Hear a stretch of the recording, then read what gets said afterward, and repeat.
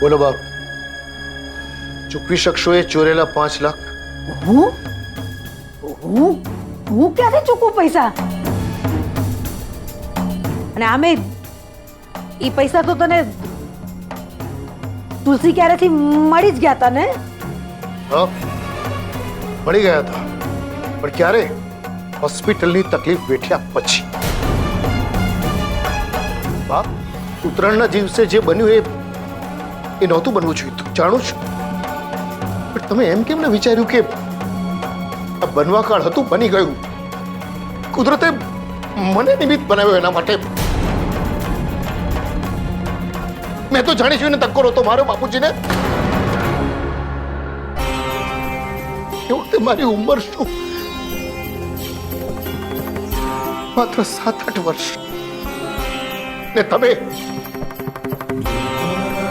એમ નાનપણથી મારા મગજમાં અને તમારા મગજમાં એવું ઠસાવી દીધું છે કે બાપુજીનો હત્યારો હું છું એમનો ખૂની.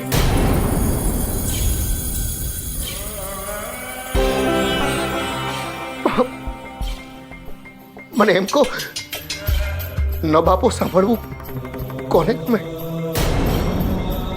કોને? અચ્છા, ગુલાબને મેં સહારો આપ્યો છે કારણ કે મને એનામાં મારું બાળપણ દેખાતું હતું. મારે તો માં હતી છતાંય નહોતી ને. અનાથ હતો હું અને ગુલાબ પણ. પોલીસના ચોપડે આ બધું સમજાવી શકાતું નથી. ત્યાં લાગણીના દાખલાઓ નથી ગણાતા ને તમને લાગણી સાથે નથી કોઈ લેવા દેવા.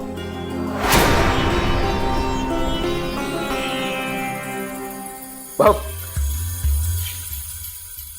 આમ આજુબાજુ જોવાથી કે સંતોષી માતાને યાદ કરવાથી કઈ નહીં વળે. આજે તમારે મને સાંભળવું પડશે. અહીંયા તમે તમારી મરજીથી આવ્યા છો ને, અહીંયાથી જશો મોહનની મરજીથી. અને એ પણ મારું બધું સાંભળ્યા બાદ.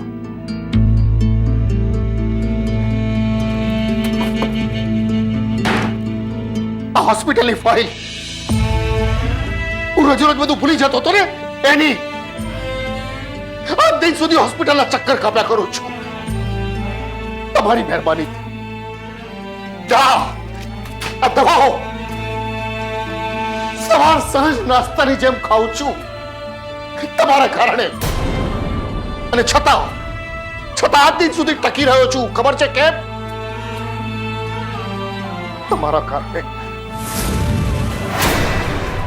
હું જયારે હોસ્પિટલની પથારીએ પડ્યો હતો ત્યારે તમે ત્યાં આવે ને મારા કાનમાં કહી ગયા હતા, મોહન ખમૈયા નહીં કરતો, તારી ચારી કેટલી છે ને ઉકાળ્યા ખર્ચે. ને પથારીમાં પડ્યા હું માત્ર એટલું જ વિચારતો હતો કે બાપ, ચોરી કરતા પહેલા તમે જો તમારા હાથના ખમૈયા કર્યા હોત ને, આ હોસ્પિટલની પથારીમાં હું પડ્યો ના રહ્યો હોત. માં આવી હોય, સંતાનો સાથે વેરઝેર રાખી એવી. હું સ્કૂલે એટલા માટે નહોતો જતો કે ફીના પૈસા ઓછા હતા. સરકારી સ્કૂલો હતી, મફત ભણાવતી હતી. પણ જ્યારે જુઓ ત્યારે બસ એક જ વાત કહેવામાં આવતી હતી સ્કૂલની અંદર કે નિબંધ લખો માં વિશે. માં મમતાનો અવતાર છે. માં ન્યોછાવર થઈ જાય છે સંતાનો ઉપર. માં કરુણાની મૂર્તિ છે. હું શું લખું કહીશ ભલે? એમ લખું નિબંધમાં કે મારી માં કસાઈ?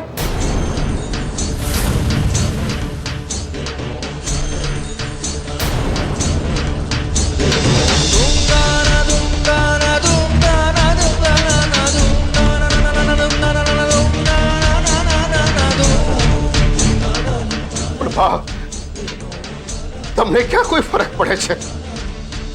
બાળ બચ્ચો તરીકે રાખ્યો હતો ને મને ઘરની અંદર. ચા બનાવ, વેચ, કમા. પોતે ભૂખ્યો રહે પણ અમારા પેટ પર. બા કિંજલની સાથે પણ તમે એવું જ કર્યું છે.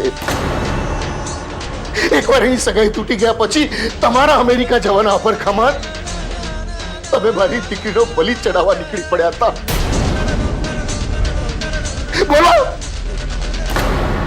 બોલો સુશાંત, રાક્ષસ હેવાન જોઈ લો. ઉલ જેવી દીકરીને એને સોંપતા તમારો જીવ કેવી રીતે ચાલ્યો?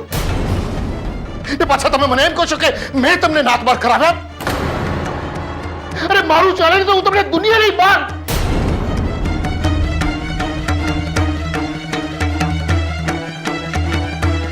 મારે ઘડી અમારા ઘરમાં આવીને કિંજલની ફરિયાદ કરતા રહો છો, કહેતા રહો છો ને અભડાઈ ગઈ છે, પવિત્ર કરવી પડશે, પાટલે બેસાડો. શું મારી દીકરી કિંજલ હોશે હોશે ગઈ હતી સુશાંત સાથે? અરે તમે અને રાહુલે બંને ભેગા મળીને શરબતમાં ઘેન પાયું હતું એને. બોલો, ખોલાવડાવું એ જૂનો કેસ પાછો.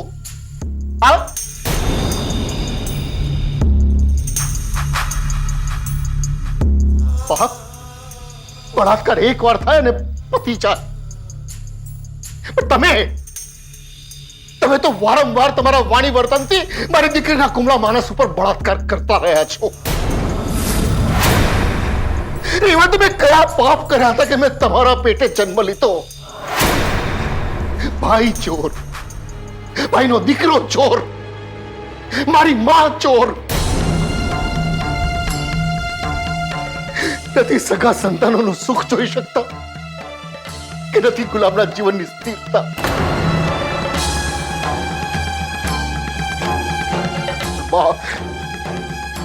આજે હું તમને પડકાર ફેંકું છું. દુનિયામાં કોઈ દીકરાએ પોતાની માં સાથે આવું નહીં કર્યું હોય. જાઓ, લઈ લીધો તમારી પાસેથી માં હોવાનો અધિકાર, લઈ લીધો તમારી પાસેથી અધિકાર આ ઉમરો ઓળંગીને ઘરમાં આવવાનો. જેમ ચોરને જે શવટો આપવામાં આવે છે ને, એ જ રીતે મેં તમને આપ્યો સંબંધ છેટો. હસ્તી તમે મારી માં નથી, એ હું નથી તમારો દીકરો.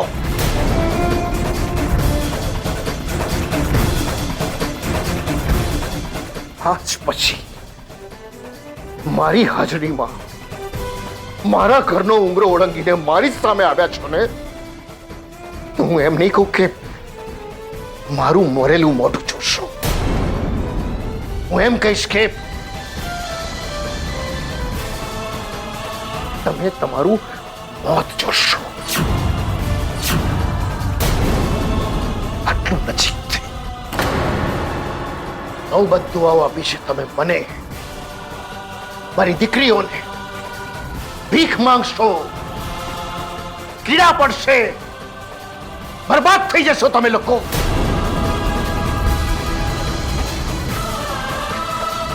ઘરનો ઉમરો ઓળંગીને જ્યારે જાઓ ને, ત્યારે આ બધું તમારી સાથે લેતા જશો.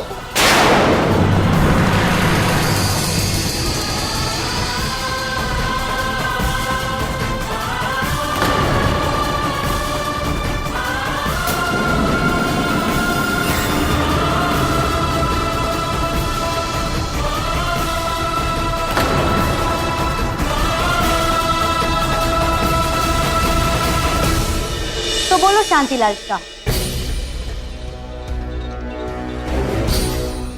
શું નક્કી કર્યું તમે? પૈસા આપશો કે પછી લબાડગી? છોકરી, એ શબ્દ બોલવાની બીજી વાર હિંમત નહીં કરતી. એ નહીં ભૂલતી કે તું શાંતિલાલ શાહના ઘરમાં ઊભી છે. ને તમે પણ એ નહીં ભૂલતા કે તમે કિંજલ ભટ્ટની સામે ઊભા છો. ભલે ને અમે ચા વાળા રહ્યા, ભલે ને હું ગલ્લે બેસતી, પણ જગ્યા જોઈએ છે, જગ્યા જોઈએ છે, સહી કરો, સહી કરો એમ પૂંછડી પટપટાવતા તમે આવ્યા હતા અમારી પાસે. કેમ ત્યારે આ શરમ ના આવી આવી બધી લબાડગીરી કરતા? એકદમ ચૂપ. નહીં રહું ચૂપ.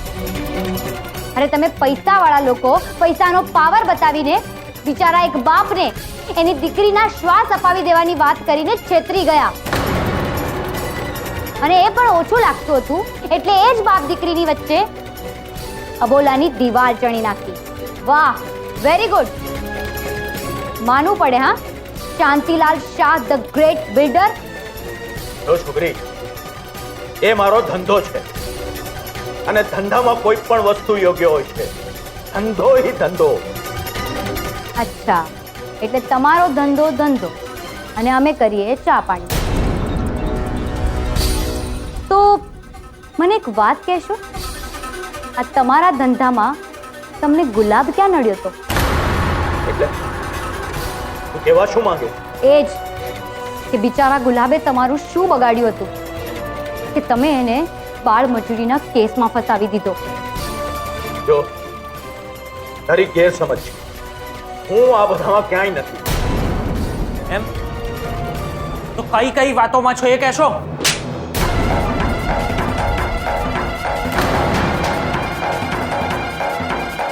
જે છે શું તારા બાપ? પેલા લબાડ કરો, હવે લીચડ. હાલા પોતે તો કઈ કરી શકતો નથી અને તારા બાપ ઉપર નવા નવા આડ લગાવે છે. તો કામ આને સારું લગાડવા માટે? ના, નીરવે આવા ખોટા દેખાડા કરવાની જરૂર જ નથી, કારણ કે સારો છે. અને એટલે જ આજે હું એને થેન્ક યુ કહેવા આવી હતી. એની અંદર ભલે ને તમારું લોહી વહેતું હોય, પણ એ તમારા કરતા 100 દરજે સારો છે. સમજ્યા તમે? માન્યું કે એનાથી ભૂલ થઈ ગઈ, એને ગુનો કર્યો, પણ એનામાં હિંમત છે કે આવીને પોતાની ભૂલ કબૂલે, પોતાનો ગુનો કબૂલે. અને તમે તો આજે પણ હું કરતા ફરો છો અને હંમેશા વાંક કાઢો છો નીરવનો. અરે ક્યારેક પોતાના દીકરાને ધમકાવવા અને ડરાવવા કરતા વાત કરી હોત,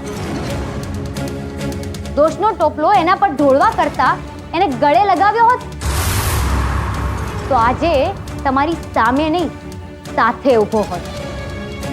સલાહ નહીં આપ મને. તારા કરતા હું મારા દીકરાને વધારે સારી રીતે ઓળખું છું. અરે એક સીધું સાધું પેઇન્ટિંગ નથી કરી શકતો.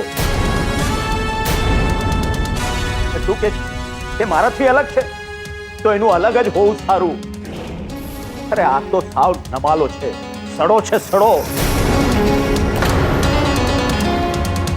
મારા નસીબ ખરાબ છે કે આ પંડના ઘૂમડાને હું દૂર પણ નથી કરી શકતો.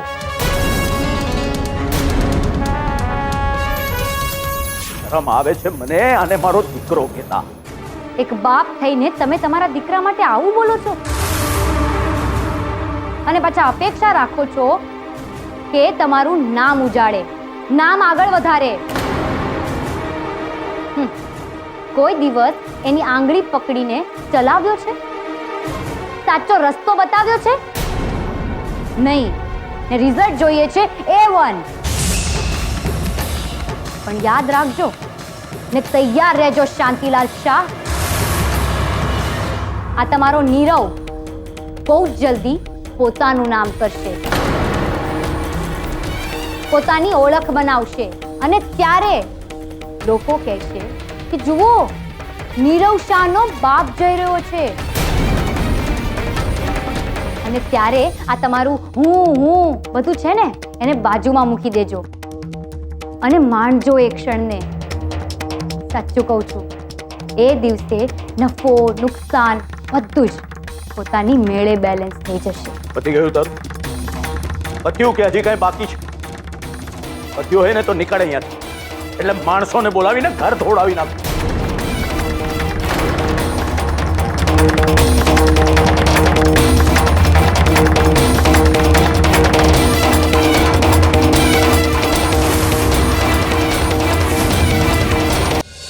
કેટલો ફરક નીરવમાં અને એના પપ્પામાં.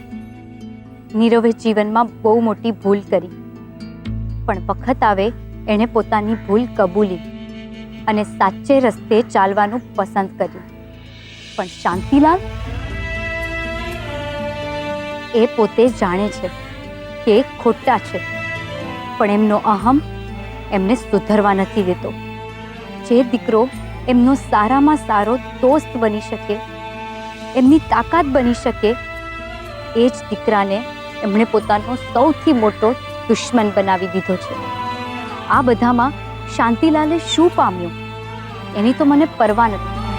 બસ દુઃખ એ વાતનું થાય છે કે નીરવે ખૂબ ભોગવ્યું છે, ખૂબ ગુમાવ્યું છે.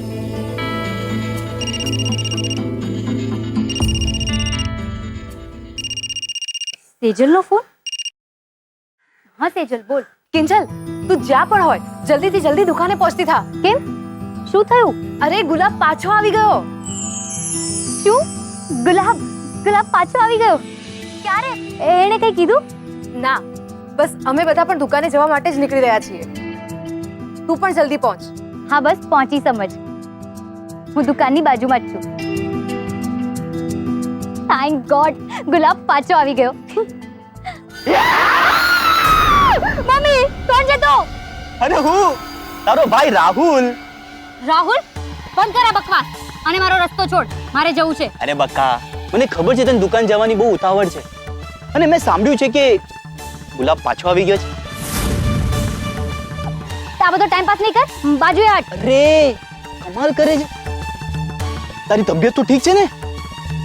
અરે ભાગેડો રાહુલ તારી સામે ઊભો છે, જેને તારા ખોટા ન્યૂઝ છપાવ્યા હતા. સુશાંત સાથેના લગ્નના ડ્રામામાં તારા શરબતમાં ઝૂમ બરાબર ઝૂમ વાળી કરામત પણ મેચ કરી હતી. મને નહીં પકડાવે? અરે ઊભી કેમ છે? પોલીસને ફોન કર. જો હું જેલમાં જઈશ ને તો તારી દુકાનની સામે મારો કેફે નહીં ચાલે. કર ને ફોન, કર. લે ફોન આપું. અરે શું થયું? કેમ રિએક્ટ નથી કરતી? તારો ગુનેગાર તારી સામે ઊભો છે. તો ઊભો રહે, પણ મને જવા દે. એ નહીં થાય. મને ખબર છે તને ગુલાબને મળવાની બહુ જ ઉતાવળ છે, પણ આજે રસ્તો બંધ છે. પ્રાણ જાય પર રસ્તા ખુલ ના પાય. અચ્છા, તું રોકીશ મને, અને એ પણ જાણી જોઈને? હે? તો બતાવું તને. લાવ. લે. અરે કિંજલ ભાગે છે ક્યાં? હું આવું છું તારી પાછળ. અરે કિંજલ, અરે ઊભી રે. ક્યાં જાય છે તું? છોડ. અરે અરે મારી બહેના, મારી વાત તો સાંભળ તું. રાહુલ છોડ ને મને. અરે તારે ગુલાબને મળવું છે? હા, ગુલાબને મળવું છે? હા. હા? Sorry. નહીં. અરે કાકા કાકી. અરે મળ ગુલાબને મળ. મળે તો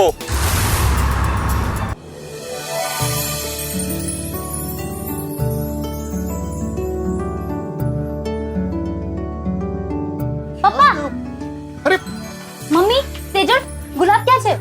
અરે બેટા, ખબર નહીં, અમે પણ એને જ શોધી રહ્યા છીએ. હા એટલે એટલે બેટા, જેવી અમને ખબર પડી કે ગુલાબ દુકાને આવ્યો છે તો અમે બધા ભાગતા અહીંયા આવ્યા. અને અહીંયા આવીને જોયું છે તો ગુલાબ દેખાતો જ નથી. આજુબાજુ તપાસ કરી ના મળ્યો. તો ક્યાંક એવું તો નથી ને કે કોઈ આપણી સાથે મજાક કરી હોય, કે પછી ખોટો ફોન કરીને આપણને હેરાન કર્યા હોય? મને પણ એમ જ લાગે છે. અહીં આવતા પહેલા એક વખત ફોન કોણે કર્યો છે ને એની તપાસ કરી લેવા જેવી હતી. હશે. ફોન લાવ તો તારો, હું બીજી વાર ટ્રાય કરી જોઉં છું. કદાચ ગુલાબની કોઈ બીજી ખબર મળી જાય.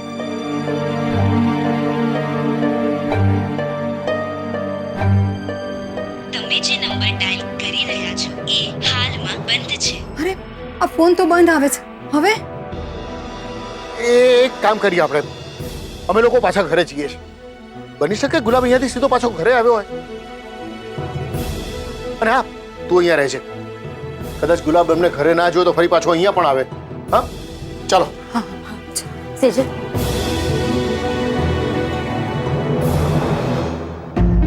સમજાતું નથી કે ગુલાબના આવી ગયાનો ફોન સાચો હતો કે ખોટો.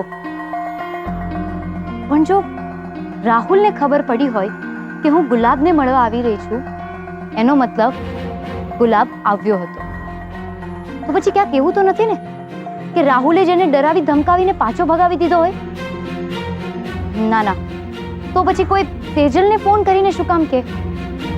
મને તો કંઈ નથી સમજાતું.